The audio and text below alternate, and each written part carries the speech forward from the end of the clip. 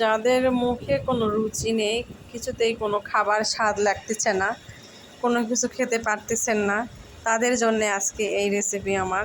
অবশ্যই ভালো লাগবে আপনাদের, প্লিজ সবাই দেখবেন।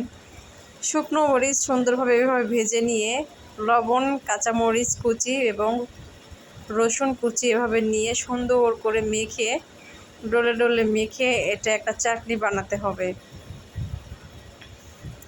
যত এভাবে ডলে চাটনি বানাবেন ততই স্বাদ লাগবে। এইবার আমি এখানে খাঁটি সরিষার তেল দিয়ে দিব। এই চাটনির আসল স্বাদটাই হচ্ছে এই সরিষার তেল। সরিষার তেল দেওয়ার পরও এটা সুন্দরভাবে লাল করে ডলতে হবে।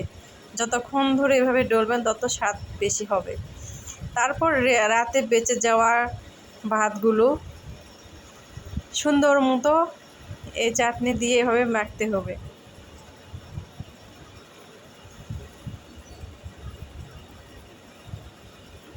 ভালোভাবে এভাবে মেখে নিলেই হয়ে যাবে করকরা ভাত। এটা আমরা বগুড়ার ভাষায় বলি করকরা মাখা বা করকরা ভাত। তো এটা আমার অনেক ভালো লাগে। মাঝে মধ্যে হঠাৎ যখন ভাত আমার বেঁচে যায়, রাতের ভাত, তখন সকালে এটা আমি না ফেলে দিয়ে এইভাবে করকরা মাখা করে নিলে অনেক স্বাদ লাগে।